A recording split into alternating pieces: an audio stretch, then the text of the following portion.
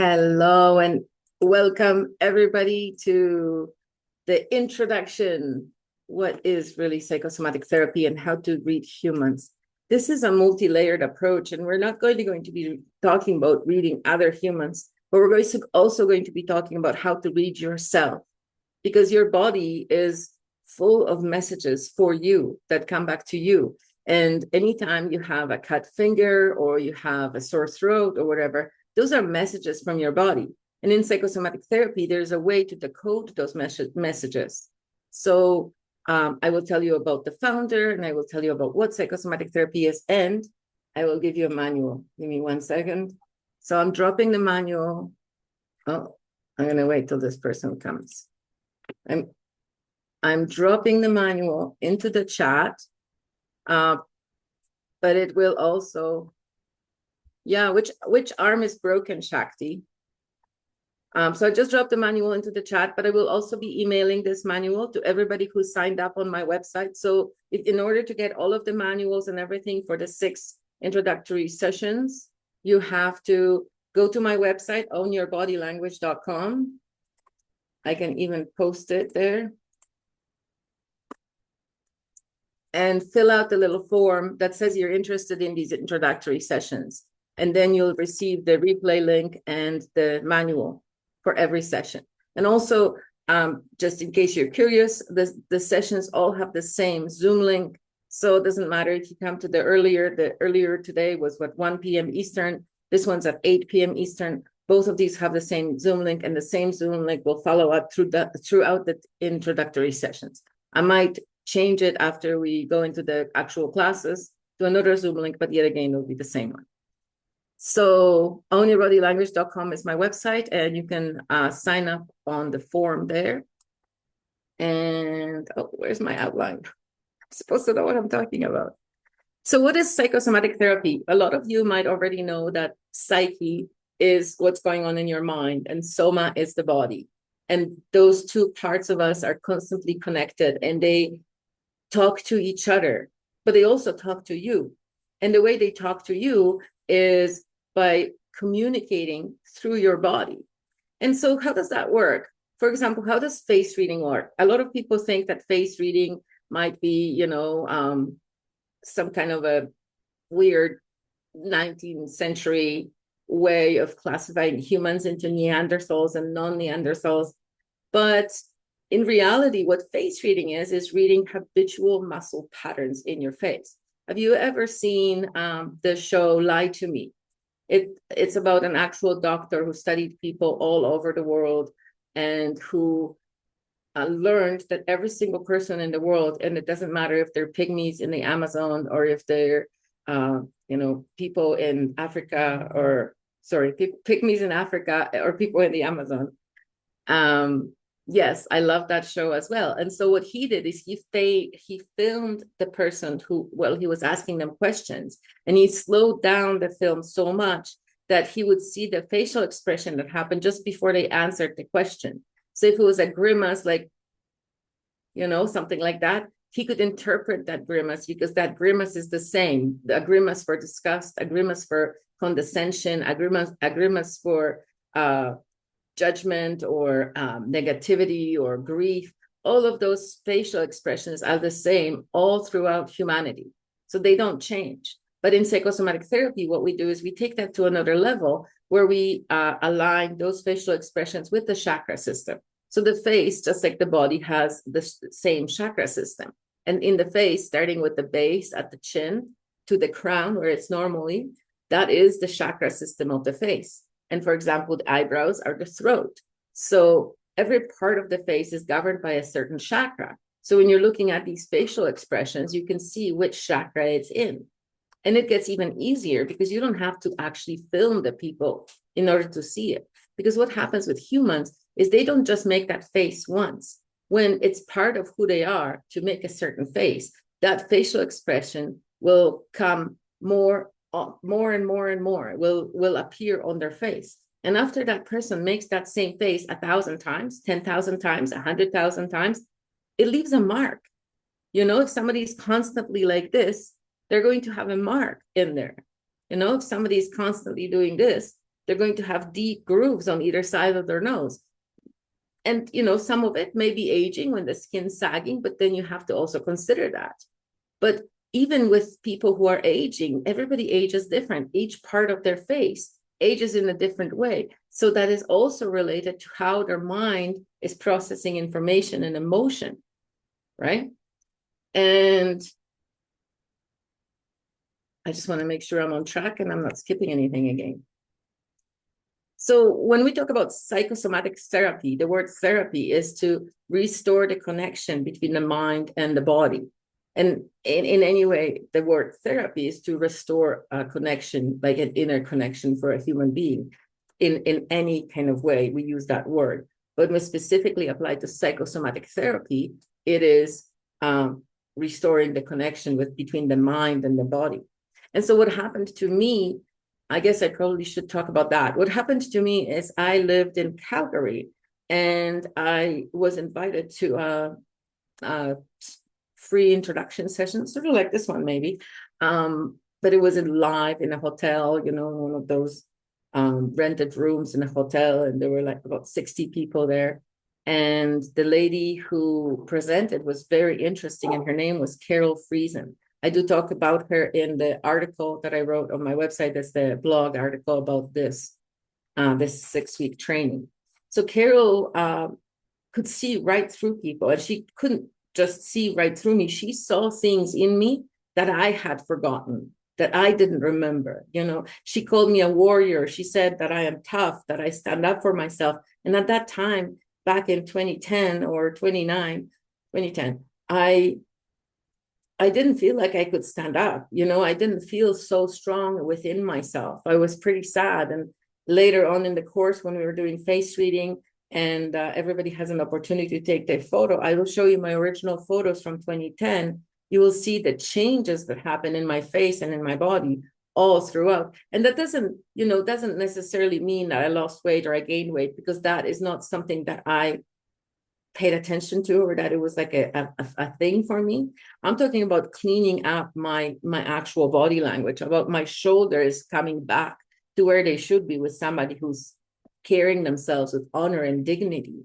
I'm talking about my head coming back, being aligned with my spine, about me carrying myself like, the queen that I should be carrying myself as, not as this kind of scared little thing that just was asking for permission all the time. And at the time, among the regular people in my office, I seemed quite self-confident, and I seemed very outgoing and outspoken. But outgoing and outspoken is not the same as having your power, as really holding your power. You don't have to be as outgoing or as outspoken when you have your power within you, something that no one can ever steal from you, no one can ever take away from you. So I met Carol at this hotel, and I was quite enamored. But at the time, I had just graduated from coaching school, and I was still in debt with that. There was a great school, a great experience, but I really wanted to take Carol's course. So I offered her a trade. This was before I ever attended the University of Reason, where they teach you things like that. But I offered her a trade, and I said, I'll work off the hours, however long you need me to. And so she actually needed an assistant, and we came to an agreement that she would pay me for part of the hours that I worked there in cash, and I would pay a certain amount every month out of my earnings to pay back for the classes. And I ended up taking all of the classes from regular practitioner all the way to master practitioner several times while I worked for her for 6 years. And while I worked there, I also met the founder and director of psychosomatic therapy. That's Herman Muller from Australia. He was actually born in India, and he studied kinesiology in India, and then he lived in New Zealand. At one point, he lost his eyesight for 20 years, and he put together a lot of these modalities. He realized that there's a connection between the chakra system and the micro expressions, and how the body's muscles hold stress, and how emotions are involved in all of that. And there's like a whole emotional map at some level of psychosomatic therapy that you get to see, where every place where you can release emotions is marked with a little dot, And then you can actually do massage on people's bodies and release their emotions. So I've met Herman many times, and he would spend a few months, a year, every year in Canada teaching. And so he would spend every single day at the office. He would stay at the office because it had rooms upstairs. And so I worked with him very, very closely, and I worked with Carol very, very closely. Herman unfortunately left the earthly plane in 2017, but that's more of the reason of why I should continue these teachings and continue teaching people about psychosomatic therapy, especially since after his death, there are not that many teachers in the world. There may be 4 people in the world. I think there are, my mentor, Carol, has a retreat center in Costa Rica. She teaches this psychosomatic therapy, but she teaches it differently. You have to go there and you have to stay there for 10 days and you work like 13 hours a day and you're learning, continually learning. And it's very, very intense. And so each level of psychosomatic therapy is presented like that. Or there's the psychosomatic college in Australia that Herman started, but they also teach it in the 6 or 10 day intervals where it's super, super intense. And I'm not a teacher of psychosomatic therapy, and I do not work for the psychosomatic college. I'm a master therapist, and I've taken psychosomatic therapy that I've learned through working with Herman and Carol over the 6 years at the Institute and all of my other research, and I've blended it together to not only bring forward Herman's work, but also to bring my own ideas. And a lot of the stuff that you'll hear tonight about the inner parenting and the inner child is definitely going to be a lot of my own research and my own stuff. So Herman was an amazing individual, and the world is poor for him having left us. But at the same time, he lived a really rich life. He traveled all over the world through Europe, Australia, North America, and he taught his classes everywhere he went. And he was really an amazing person. Like, he was the kind of person that when you meet him, you feel like your heart's opening up, So how do we read the humans? So I've already mentioned about the micro expressions and the chakra system a little bit. How can we put it together in a way that we can read a human? Well, I'll tell you, you can already read humans right now.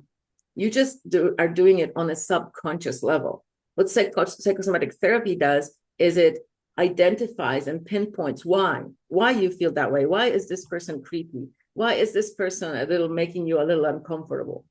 And the first thing you can see, like the smallest thing you can see, if you say walk into a room and there are a number of people in the room, you can watch their feet and you can watch their shoulders, because they will tell you a lot where the feet are pointed and how the feet are positioned when somebody is sitting there engaged in a conversation. Tell a lot about a person, tell about what they're thinking. If their feet are pointing toward the exit and they're still talking to you, but the feet are kind of moving outside, that person is done with the conversation. They're just faking it. If the shoulders are really interesting, you can see a photo of 4 or 5 people all sitting together on a bench. And we do analyze photos like that in the classes. But the shoulders, if 2 people are really into each other, think about the last time you were in love. The last time you were so infatuated with somebody, you were almost trying to face them with your whole heart, at matching the shoulders so that your whole chest can face each other, because you want to be inside that person so much. But if then, several years passed or several months passed, depends on the relationship, and the relationship turns a little bit sour, you'll find yourself putting your shoulder or your elbow where that person is sitting. You want to protect yourself from that energy. You don't want to drink it anymore. Now you're a little bit standoffish. And we can see that when 2 people are talking to each other, if they're really into each other, their shoulders will sort of lean and face and lean into each other, versus if they're really not into it, but they're just they might be sitting like facing outward side by side, or might even, move slightly away from each other. Their heads might just pull away a little bit, or their shoulders, or you can see all sorts of body language going on if you just really stop yourself and take a look at a person. And same with the face. When you're looking at somebody's face and they have this grumpy expression on, you can immediately think, oh yeah, that person is a grumpy, he's a grump, he's like a mean person, a nasty person, or whatever. But if you take a few moments to really take a look at that face and maybe even see what it feels like to have your own facial muscles in that position. Like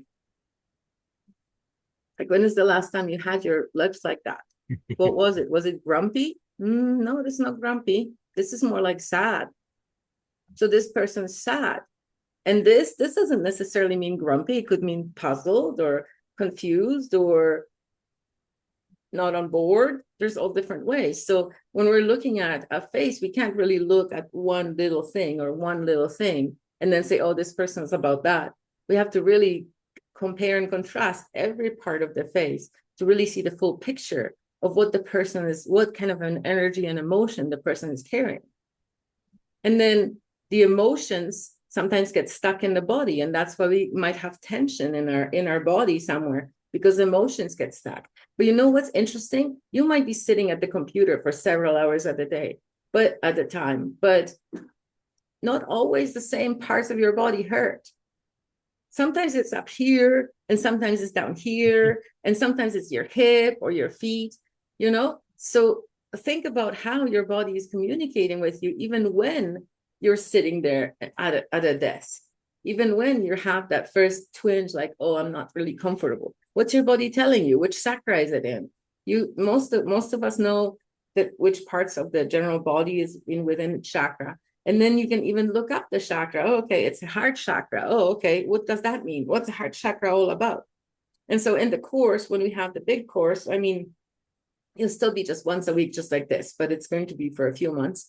We will talk about the chakra system, and we will talk about exactly which muscle and which organ and which part of the body is governed by which chakra. But we'll also talk about how to balance that chakra. And I went really all out. I talked about rocks in the manuals. I talk about teas and foods and exercises and stretches and all that, even, what colors you can wear in order to balance a certain chakra. So there's 1,000 ways to balance a chakra. Earlier today, Tim was there and we were talking about his lips. He's got quite tight lips. And so what does that mean? Well, the mouth is the uterus of the body. Ooh. And he's not allowing, he doesn't want the stuff to escape. He doesn't want to say what he's saying. So maybe his inner child is really yearning to be heard, but he is not expressing it. So for homework for this week, I gave him giving compliments to people. So just walk around, and every time you see a human, say something nice about them. Oh, that's nice hair, nice hat, nice shirt. Oh, you made really good dinner. Oh, wow, you're driving really well today. Whatever things you might notice about the other person, give them compliments, and that releases that tension that's holding him back and will allow some flow in that chakra. And I know that's like not going to give him more self-confidence overnight, but it's going to give him a little slight opening so that energy can start moving where it's been so stagnant for so long. And the one thing that I really talked a lot earlier, I don't know, maybe you guys will have to watch the replay as well, because it's not quite the same. But the one thing I talked about is the inner child, because that's really one of the most important things. In our society, we are taught to always defer to authority, to think, unless somebody else is going to have the answers, the doctor, the lawyer, the priest, your mother, your father. And really, that's just infantilization of society. We're all being kept in this kind of like, I'm helpless, I'm going to need help, let me get a professional kind of situation. But in reality, if you don't have to stop using all those professionals, that's not the point. The point is just change of consciousness. Don't think of them as somebody who's got all the answers. Think of them as somebody who can help you move yourself along. You're the boss of the situation. You're the boss of the interaction. You're the person who is inside you, who's in charge of who you are. So if you put yourself in charge, and how do we put ourselves in charge? How do we put ourselves in charge? Well, think about this. Inside your heart, there is an inner child. The actual chakra for the inner child is just above the heart. So if this is your heart chakra, where the sunflower is, the inner child is right there. This might be a little bit bony structure there. Some people have it like more sticking out and some people don't, but this is the inner child seat in the body.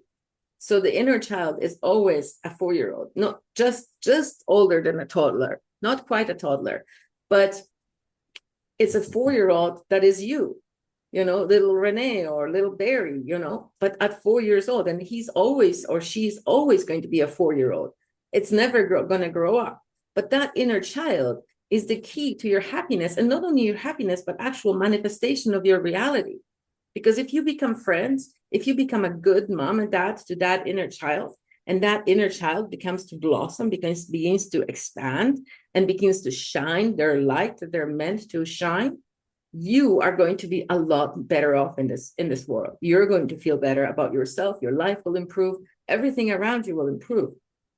Because taking care and raising the inner child is the most important thing you can do in this lifetime. It's the thing that makes your life better. So think about this. When you were a child, you had a mother and a father, and maybe they were not the same as you. Maybe you're an introvert and they were an extrovert. One of them was an extrovert. So let's say one person, because it's too confusing. Let's say your mother was an extrovert and you're an introvert. No advice that your mother gives you can actually work for you, because your brain doesn't work the same. Your emotions don't work the same. You don't react the same. So how can you go back and raise yourself again, but with a mother who's an introvert?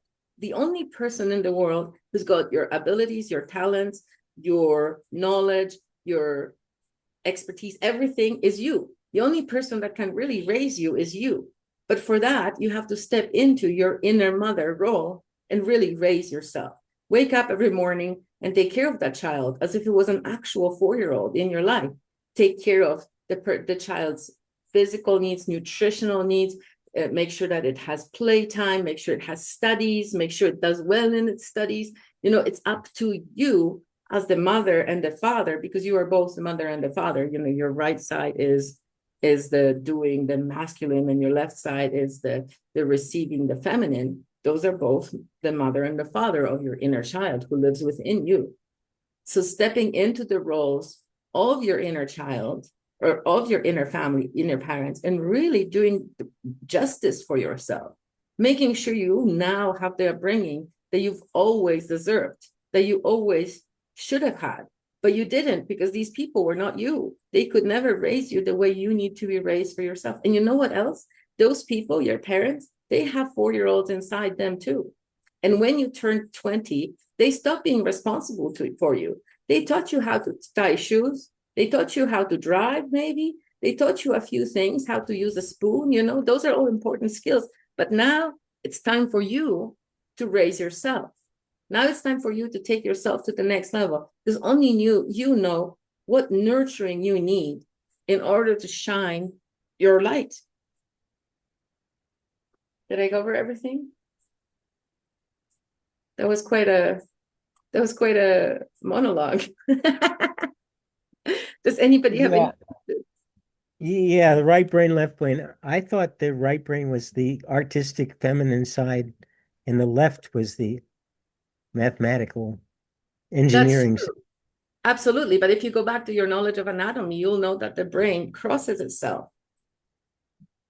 And Yeah, so well, it's crossed, right? I'm left-handed. I'm left-handed, so I've got a right brain dominance. That's right. That's right. So um, the right Mhm. brain is feminine, left side, and the left brain is masculine, right side.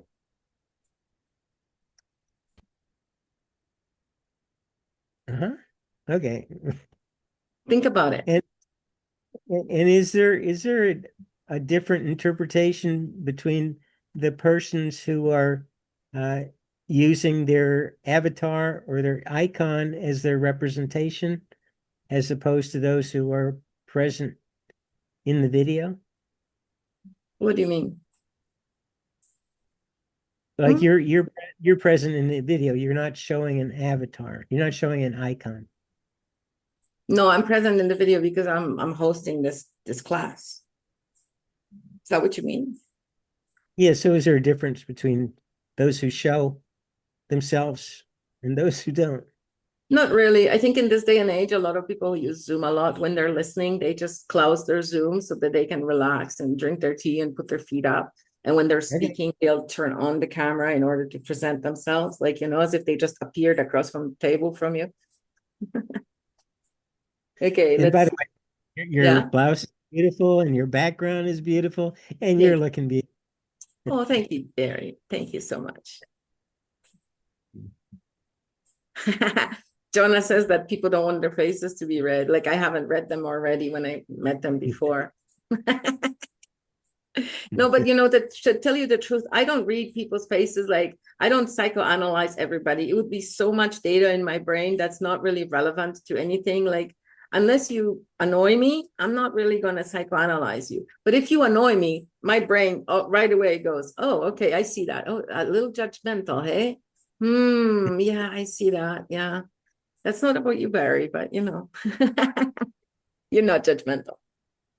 So what is psychosomatic therapy? I covered purpose of psychosomatic therapy. Yes, we covered the language of the body, radical empathy. I kind of covered the radical empathy when I talked about the standing in a lineup and looking at the person and judging them by their facial expression. But when you put your face in that person's facial expression, then you really know the emotions that might be running through them.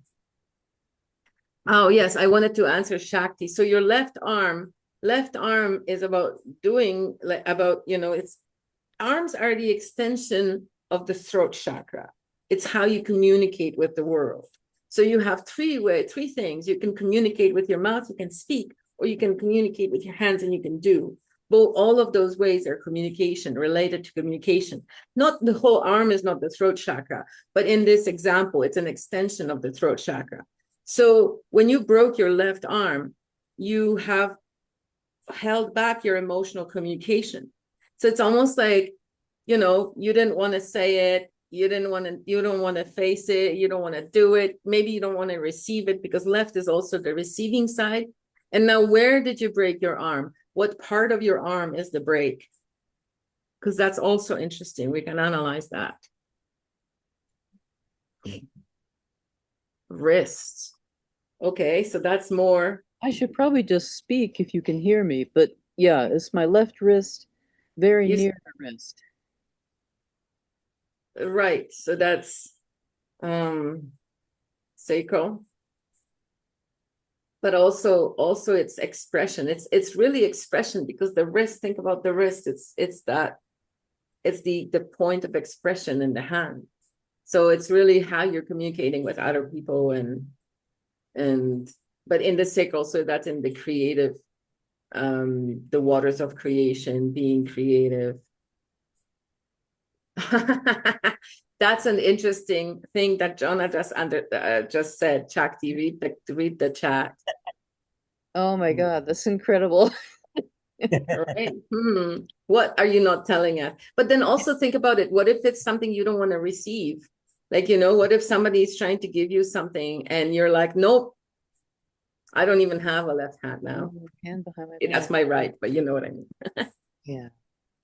So, It's interesting that it's the throat chakra because I have a lot of trouble with expression. well, so it's not exactly the throat chakra because that part of the body, like I said, is governed by the sacral. But because arms and throat are part of communication, it's part of your expression, which is an extension of your throat chakra. Mm-hmm. So, any other questions? Nope. That was cool. Did everybody download their manual from the chat? There's a manual in the chat. I can throw it in again. I'll do it again, just in case it cuts off your chat for you. There you go. I know I was this morning, I wasn't planning to do a manual for this 6-week series because it's a free series. So why should I work so hard? But then I was thinking about it. It would be so much fun to make my little outline into a manual and give you a little extra information and stuff. So this morning I sat down and I made a manual. And now that I started it, now I'm going to have to make a manual for every one of these 6 sessions. So that's going to be fun. But I enjoyed making the manual. And so, you know, it's in my brand colors. That green is my brown on your body language color. And yeah. But just to remind everybody who came late, in order to receive the replay, the manuals, like in your email, you have to be on the mailing list on my website. So you have to go to Own Your Body Language and fill out the form interested in a free session, because that gives you the tag that then I will select in order to send the replays and the manual. And the replays and the manual will be sent after the evening class. So not like the earlier in the day class happened earlier. That replay is already up on YouTube, but I will send it all together tonight after this class. What did you think, Barry? Well, I think I'm glad I got here. I was getting tied up with Danny Lilly, but I had to cut him loose because I didn't want to miss this.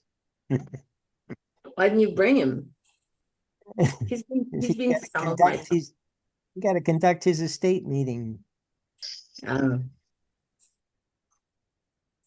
Yeah, he's been to my workshop at Acapulco, I believe, or a couple of different ones.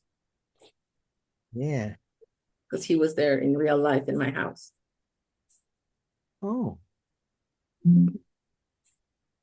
Yeah, I'm just happy I realized that this was not Wednesday, it was Thursday in time to get to your meeting. Very nice. I'm glad you did too. All right, but are there any other intrepid individuals, like Richard says, who would like to ask me a question? Or I can just start monologuing again and take up the next 20 minutes. I mean, it's not hard. I don't have a question, but I just want to say this is exciting, and I'm really, really excited to be a part of this. Thank you for providing this information. I watch Lie to Me. That's one of the shows that I watch with my parents when I meet up with them. Even though it's an older show, we're still making our way through it. And yeah, this is a very wonderful skill to have in the toolbox. So thank you. Nice. Nice. Yeah, Lie to Me, he had to slow it down because he was looking at the expressions in that second for that particular thing. What we're looking for is habitual muscle patterns when that reflect the thoughts that the person is habitually thinking themselves. One thing when I first started in Autonomy, University of Reason, that they asked me to do is to examine the moon landing video when they come back and they're all excited. And yeah, I don't know if you guys seen it, but those guys are not excited and they're not happy. No, they are miserable. And it probably does not take a face reader to know what their emotions are. A 3-year-old could probably decipher them. Yeah. No, they're not. It's very weird. It's a very weird. Yeah, there's nothing celebratory about that situation. Right. That's right. Mhm. Did I miss anything in the chat while I was monologuing that I should be addressing? Your mother also broke her left arm. Also, it's a generational trauma too. Yeah, it was kind of crazy because we don't have a lot else to talk about, so it gave us a point of commonality. Well, see, so then that makes me wonder, right? Was it expression, or was it cutting off your receiving, or was it like a gift to connect you with your mother? Because otherwise, you guys would have nothing in common at all. Well, we are helping each other through this because we've got advice for each other on what we go through with the physical therapy and stuff. But yeah. It's not a gift I would have chosen to broke my arm, but it's a good way to get back in my body, and I was distracted and I needed to get back in my body. That's what I felt the message was. Just so you know, I don't know, do you still have the cast, or is it a removable cast that you have? I have the bandage from the surgery, which happened last week. Okay, so when that goes away and your skin puts itself back together, one thing that can really reduce the pain and stuff is lavender essential oil. Not straight, diluted, but it really helps with healing. And the other thing that you could be looking into is bone knit comfrey, also known as bone knit, which is I've been drinking comfrey tea. Right, but remember, you can't use it more than 4 months. Oh, that's good to know. I usually use it with my chickens to keep their shells strong. Right, but it has something that accumulates in your body, so you should be using it over a very long period of time. Like while your wrist is broken, absolutely use it, and use it a lot for like a couple months. But then don't continue using it, because then it can be not as good for you. Like, there are a lot of articles about it, so look it up. Okay, thank you. So I have a thing here that says the left hemisphere of the brain is language and speech, logic and reasoning, detailed-oriented tasks. And the right hemisphere is creativity and imagination, spatial awareness, emotional processing. So the left hemisphere on the right side of the body, and that is the masculine, and the right hemisphere on the brain is governed by the left side of the body, and that's the feminine. So, and if you think about masculine being giving, giving numbers, giving answers, giving analysis, giving and left being emotional, receiving, receiving impulses, being like more artistic. But if you think about it, it doesn't mean that as a man, you're only analytical. It means that you also have the two sides inside you, right? You also have the feminine receiving creative side, just as much as you have the masculine doing action analysis side. They both work in tandem in order to make Barry. There's Right, no but Barry both. But one is more dominant than the other. But not significantly, or you'd be totally lopsided. Okay. Like, I mean, if you had this big arm and the other one was really little, then I'd believe you. But no, you have your feminine side, and you have your feminine abilities just as much as I have my masculine side and I have my masculine abilities. Yeah. You're a whole being. Yeah. I want to know what Barry did with his chakras, that he's beaming with a smile every single time I see him without fail. I was most thinking about beaming off his bald head, because that easily. So Barry is a thinker, he's got large ears, and he's got a lot of, like, if you think about the power in his face, say divide his face into zones, that mental zone is probably close to 50% of his face, right? So he's putting a lot of power into his mental zone, as evidenced by his work, right? But he has so much power up there that he burned off all his hair. Yeah, my wife used to say, less hair, more brains. She's right. Well, it's not so more brains, it's just more activity in the brain, more thinking. It doesn't mean that you're necessarily smarter than anybody else. It means you're using it a lot more. But yes, my mentors would say you're very, very smart. But I just think everybody has the same potential, and they can activate it in different ways. But so according to my mentors, the physical body, like the bone structure, is what you came with here with, like what you, before you were born, you've decided this, all the hard bits of your body, you decided that's how it's going to be. So if you're short or if you're tall or whatever, or, and then the soft tissue is everything governed by your emotions. So when you have fear or love or whatever, that's all sitting in the emotions, sitting in the soft tissue, the muscle and stuff. And really not so much in the muscle, but in the fascia. The muscle is just like a bystander that gets in pain often, but it's the fascia that holds the tension of emotional experiences. Does everybody know what fascia is? Okay. I'll be working with that once I get the cast off. But yeah, it's like that chicken skin stuff that helps connect everything, connects the muscles, the and gets really knotty and gluey sometimes. Makes things. It's like a little pocket that the chicken breast is in, and you have to kind of rip it off or whatever, peel it off a little bit so it doesn't stay tough. Right, exactly. I agree with you, Dawn. Pain is a symptom, and we're here to address symptoms. Jonah, you wanted to ask something, and you've been sitting there so politely. Oh, yeah. Actually, I'm not sure that I have a super pointed question, but you got me thinking about something that I thought I'd bring up. So when we're young, working our way towards this 4-year-old ish child that we carry with us, a ton of the learning that we're doing is in interpreting and mirroring our parents' expressions.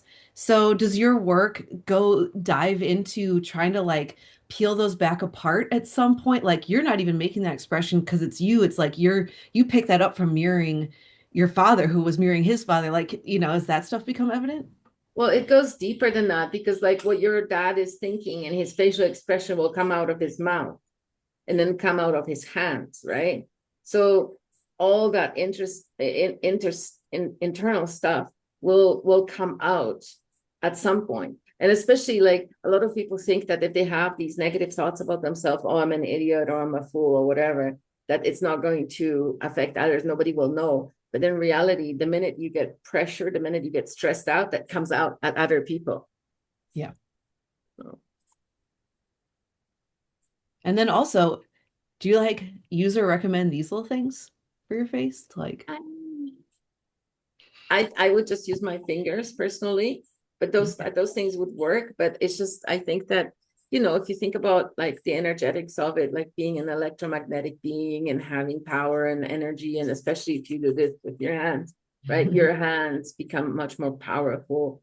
And yeah, we would release every part of the face and even like these muscles here. Oh, the most fun, if you guys want to try something, grab your upper lip like this and see how much tension there is. And anybody with Hold off smaller camera. lips, like right here, everybody with smaller lips will have tension right here in these muscles. There's like 1,000 little, I don't know the number, a bunch of little muscles that go up and down on your lip. Barry, I want you to try it. Come on. Just grab your lip and squeeze like this. See, can you feel the tension in the little muscles? They're vertical like this. And so as you squeeze, you can really feel the shape of the muscle.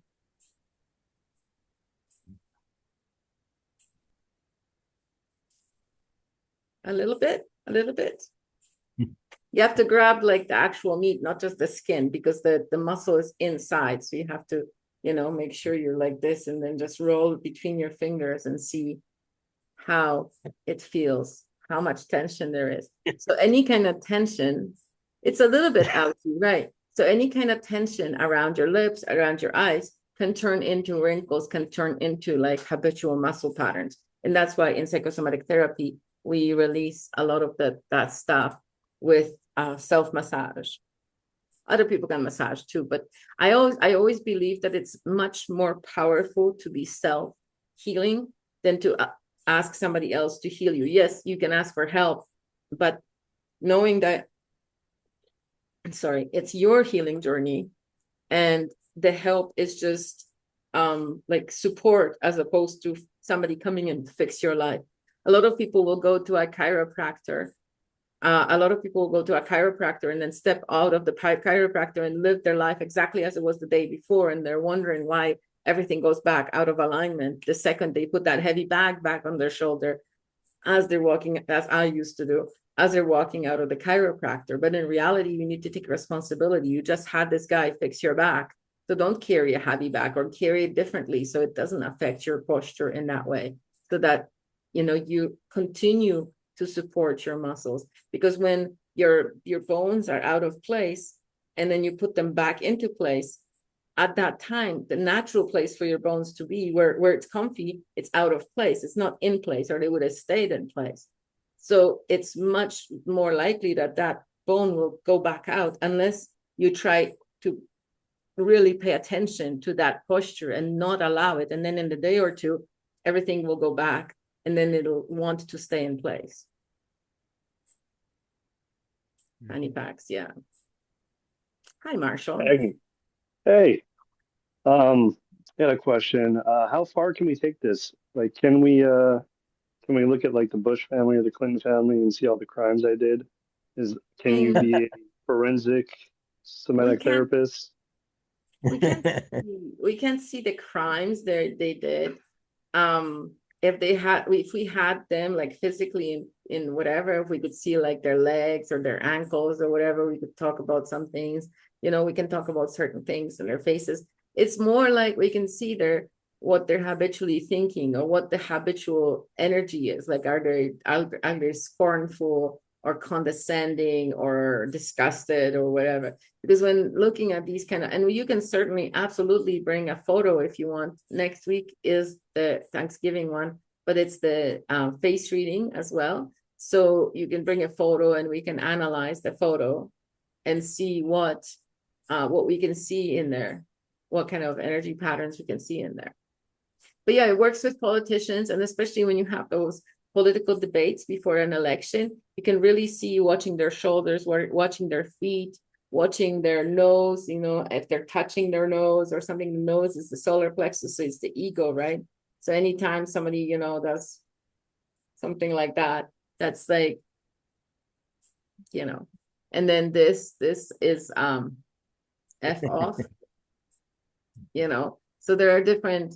It was really fun working in the psychosomatic therapy office, because every time my boss would say something and I wouldn't like Carol, and I would inadvertently make this kind of face. She's like, "Don't speak to me like that," as if I actually said it. I didn't say it. I just had a thought. But this woman could read my face, and so she's chastising me for my thoughts.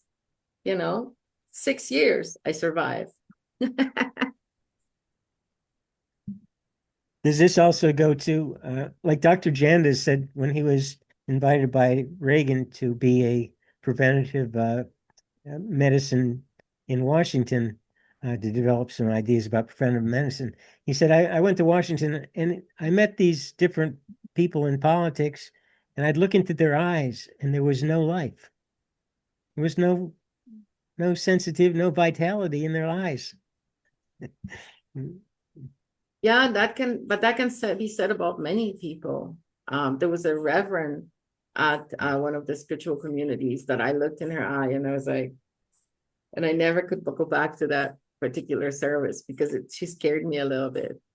Yeah. Because from the stage, she was very charismatic, but then up close, she was very vacant. That's the only way I can explain it.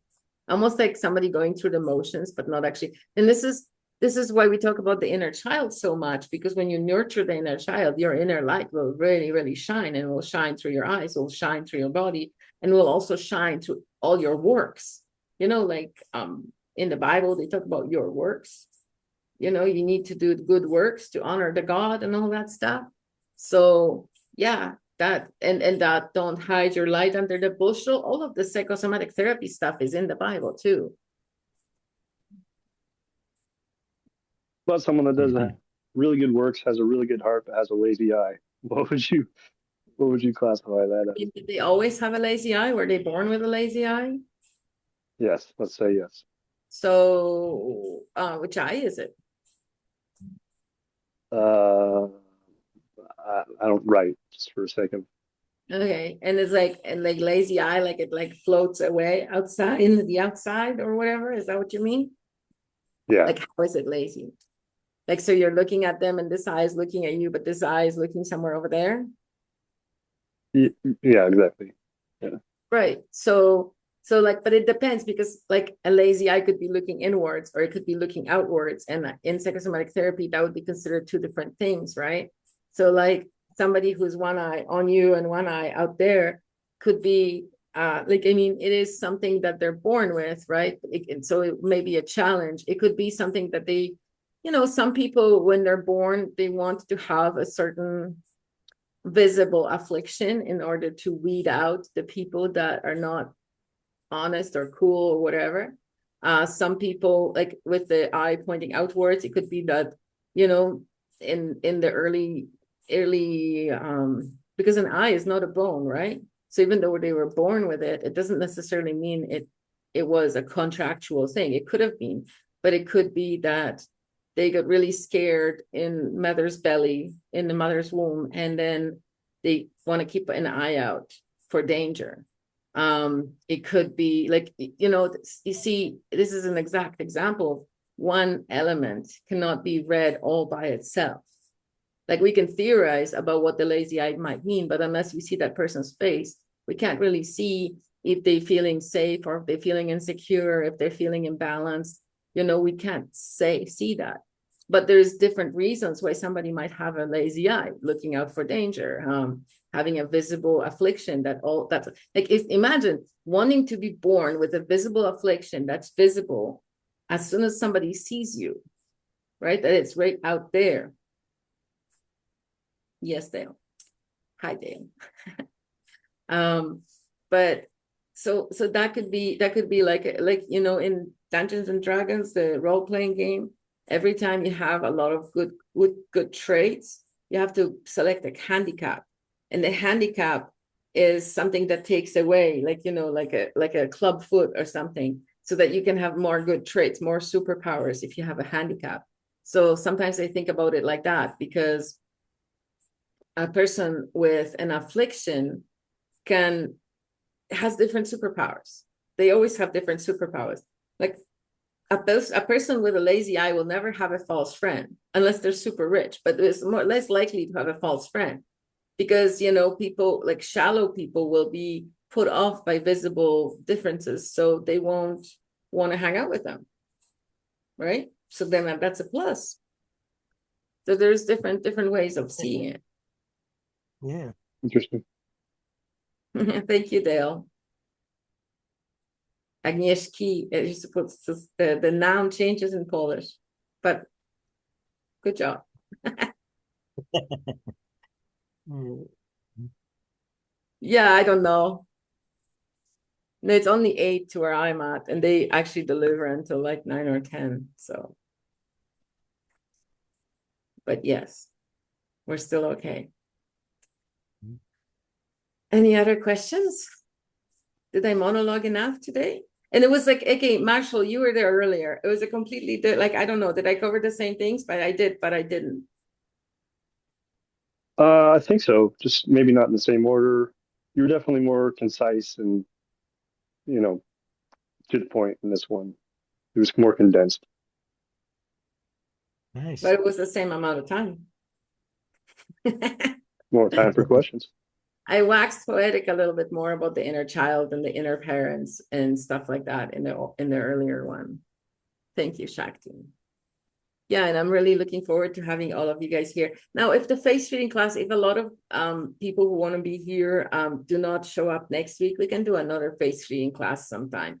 And also there is an open class, January 8th, where I don't really have a topic. We can focus on face reading on that one as well. And we'll be touching on face reading in every single one of these 6 classes. So.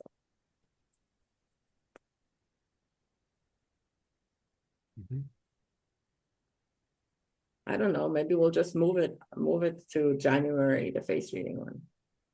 I don't want to move the other ones, but we can do that. Or do 2. I don't think it'll hurt me to do 2.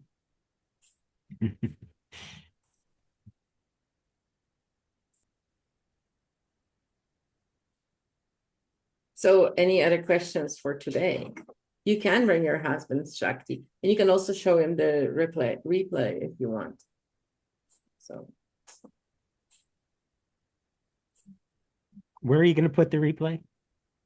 I'm going to email you a link, providing you're on my website, you filled out the little form. Okay. Because if you don't fill out the little form, I won't send it to you. Well, that's not true, because if you text me directly or if you email me directly, I'll still send it to you.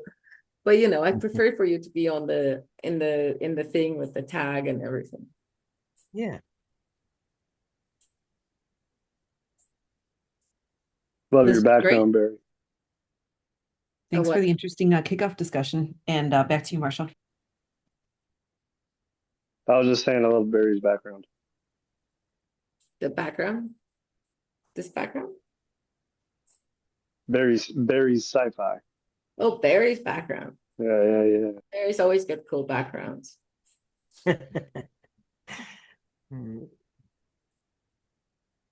Nice. Well, I hope, Shakti, your wrist feels better. Comfrey is good. By the way, Shakti, Comfrey is not just a tea, it's also an ointment.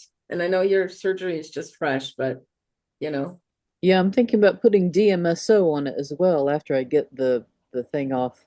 So I love using DMSO, but I'll do the lavender as well. The lavender takes the bruising and the pain away quicker, faster than without it. Yeah. I learned that by accident. Oh, nice. It's good for burns too, which Yeah, but you just have to be careful not to put it directly on the burn. right. Dilute it, probably coconut oil. You know what's good for burns? I have a secret method for burns. Aloe. Aloe vera juice. cut Mm-mm. leaf, Mm-mm. no, Mm-mm. and Ice. DMSO. Like cold water. But so here's the trick. And so basically, depending on how bad your burn is, it'll take a different amount of time.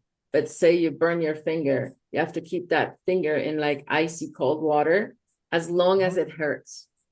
Like, so if it's 4 hours, you just keep it in that bowl for 4 hours and you read a book or something. And then it'll stop hurting after 4 hours and you'll not hurt again. Maybe that's what Oh. happened. I seared my hand at Thanksgiving one year, and I had it in a bowl of ice water for 7 hours. But when I got home, because we were out of town, um, I couldn't sleep that night because it was still hurting, and I thought I'll put cut aloe on it, and then I put DMSO on it, and the pain went away in 15 minutes, and it never blistered. Yeah, it never blistered because you pulled. It's almost like, I know that sounds like an old-time healer, but it's almost like the ice pulls the heat. It's almost like when you burn yourself, your body traps the heat inside, and that heat keeps hurting you. And it's almost like when not ice, direct ice, because ice is too cold. It has to be Yeah, it has to less be water. cold than ice, but colder than just water, because your hand will like cook the water or heat up the water. But it's almost like having your hand in the cold water will take that heat out over time. And then once all the heat is gone from your hand, it turns into like hard blister, or not hard, but like a hard surface, and it does not blister. That's in my experience. Interesting. Colloidal silver as well. Oh, and golden seal. Golden seal, colloidal silver are a good pair for skin things. And Barry's got some aloe vera for you. Oh, what a beautiful aloe vera plant. I wish mine looked so healthy. There's a lot of it. I know, it's unfair. I live in Mexico, so mine's like the size of half of my body. But that's because of the climate, not anything else.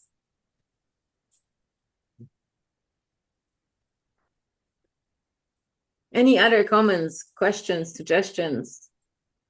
Nice to see everybody here. I think everybody's a wonderful person who's in this room right now. And right back at you. Thank you. Even the couple people I don't know, they still showed up, so they're still wonderful people. Well, and Shakti, I know now. We're friends, so it's cool. Nice, nice. I'm glad. I'm glad you guys enjoyed it. I'm looking forward to making more of these things, and it'll be fun. So since there are no more questions, how about we stop the recording? And thank you everybody who's watched this far in the replay.